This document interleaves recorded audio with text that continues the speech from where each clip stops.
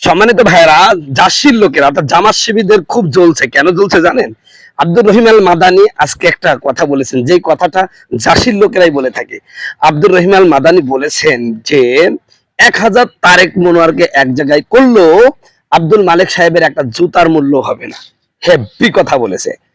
এই কথাটাই এতদিন জামাত শিবিরের লোকেরা বলতো, যখনই তাদের কোনো আলেমের আমরা ভুল ধরতাম। আমির হামজা, আবুল বাশার, তারেক মনোয়ার, আরো যাদের ফখরউদ্দিন, এদের যেরকম আলেম আছে এই জাসির মানে জামাত শিবিরের, এই আলেমদের ভুল ধরলেই কিন্তু ওরা এই কথাটাই বলতো, ওই বাশার হুজুরের ছাত্র হওয়ার যোগ্যতা আছে, জুতার মূল্য আছে, এলেম আছে, মূর্খ নাদান। আজকে আব্দুর রহিম আল মাদানি সেই একই কথা বলায়। উরে ভাই, ফেসবুকে ঢুকাই যাচ্ছে না, ইউটিউবে ঢুকাই যাচ্ছে না। উরে দাল মাদানি তারপরে এইরকম কথা বলতে পারে, একজন আলেম হয়ে এই কথা বলতে পারে। কে ভাই, এখন এত লাগছে কে? তোরাই তো এইটা শিখাইছিস, তোরাই তো বারবার বলিস যে অমুকের জুতার মূল্য হবে, অমুকের চুলের মূল্য হবে না। তোদের কোনো আলেমের ভুল ধরলে তোরাই কথা বলছিস, অমুকের জুতার মূল্য হবে, অমুকের চুলের মূল্য হবে। আজকে আব্দুর রহিম আল মাদানি, সবাই তাও তো আমাদের কমই সব আলেম না, শুধুমাত্র আব্দুল রহিম আল মাদানি বলেছেন যে 1000 তারেক মনোয়ার এক জায়গায় করলে আব্দুল মালিক সাহেবের একটা জুতার মূল্য হবে না। তো এখন ফাটতেছে কেন, এত জ্বলছে কেন, এত লাগছে কেন, এত চুলকাচ্ছে কেন? তোরা সারা জীবনে মানুষ হবিনি, বুঝছিস জাসির লোকেরা, তোরা মানুষ হবিনি। নিজেদের গায়ে লাগলেই অমনি ফতোয়া চলে আসে। কত প্রকার মানবতা সম্পূর্ণ ই। এই আব্দুর রহিম আল মাদানি, এখন কি করবা? তারেক মনোয়ারের আইডি ভ্রান্ত। এতদিন পর্যন্ত ওয়াজ সমানে ওই ওই পেজে ওয়াজ ছাড়লো, এত কথা ছাড়লো, তখন সত্য হলো। আর আজকে ধরা খাই বলতেছে যে তারেক মনোয়ারের ফেক আইডি। বেয়াদব করার জায়গা পাচ্ছে না, ওইটাই তারেক মনোয়ারের আইডি, এতে কোনো সন্দেহ নাই। মূলত বাঁচার জন্য এদের কাঁদি হচ্ছে। কয়েকদিন আগে হলো আমিরের আইডি, যখন আইডি থেকে যখন নারীদেরকে ই করে ছোট করে যখন বক্তব্য দেওয়া হলো, তখন ওরা বলছিল হ্যাক হয়ে গেছে। আরে হ্যাক হয়ে গেলে কি সাথে সাথে আবার ঠিক হয়? তে হ্যাকাররা হ্যাক করলে এরকম হয়? হয় না। তো আজকেও তারা ওরকম করছে। এটাই হচ্ছে জাসির চরিত্র ভাই। এরা মিথ্যা কথা বলাতে মানে আন্তর্জাতিক খ্যাতি ক্ষতি সম্পূর্ণ। এদের মতো মিথ্যা কথা কেউ বলতে পারে না পৃথিবীতে। জাসির লোকেরা যে মিথ্যা কথাটা বলে, এইরকম মিথ্যা কথা বলার মতন ক্ষমতা আকাশের নিচে জমিনের উপরে আমার মনে হয় না কারো আছে। সম্মানিত বন্ধুগণ, আমার ভাইয়ের আমার, এটাই হলো জাসির চরিত্র। এই চরিত্র নিয়েই ওরা ইসলাম কায়েম করতে চায়।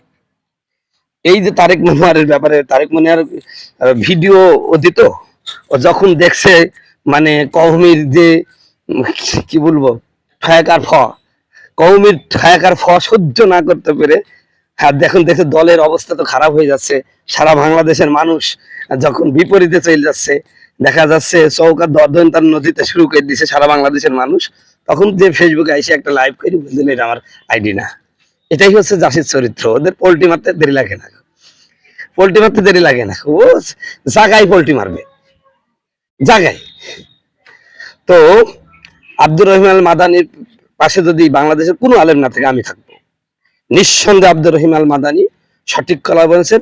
এবং জাসির এই হলো মিথ্যাবাদীরা, এই চিটাররা, ওরা বলবে যখনই বিপদে পড়বে তখন বলবে এটা আমার না, এটা এর সাথে আমার সম্পর্ক নাই, অথবা সে আমাদের কেউ না।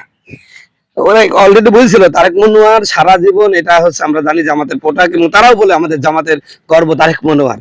তাদের আলেমরা, তাদের আমিররা বলে।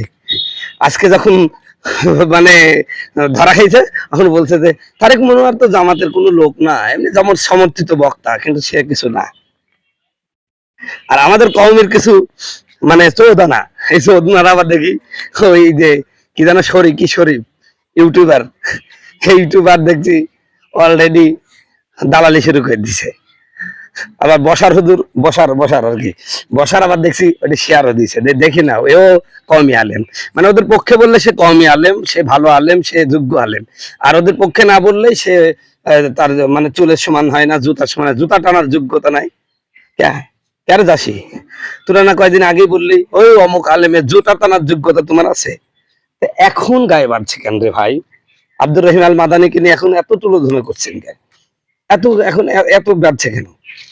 সম্মানিত বন্ধুগণ, আমার ভাইয়ের আমার, ওরা মাঝে মাঝে টেস্ট করে যে কওমি আলেমদের সাথে টেক্কা দিয়ে থাকা যায় কিনা। আবার অলরেডি আবার এই যে ওদের আমাদের নব্য জামাতে আর কি আমাদের কওমি থেকে ভাইলেট হয়ে চলে গেছে এই আলী হাসান ওসামা। তারা আবার একটা মাদ্রাসা করে, বুঝছেন? ওই মাদ্রাসা আবার নাম দিচ্ছে কি বাংলাদেশ ইসলামী ছাত্র শিবির কওমি মাদ্রাসা।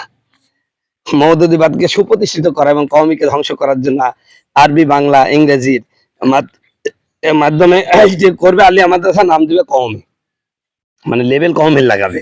তাহলে কওমি একটা ব্র্যান্ড, এই ব্র্যান্ড সবাই হতে চায়, কিন্তু ইনশাল্লাহ লাভ হবে না আশা রাখি। তো যাই হোক, জাসিরদেরকে বলবো, জামাত শিবিরকে বলবো, তোমরা যখন বলতা যে জুতার সমান হবে না আর অমুকে জুতার সময় হবে, জুতার মূল্য হবে, এখন আব্দুর রহিম আল মাদানির কথা কেমন লাগে ভাই, কেমন লাগে? জ্বলে নাকি? জ্বলে? জ্বলে না? জ্বলতে থাকুন ইনশাআল্লাহ।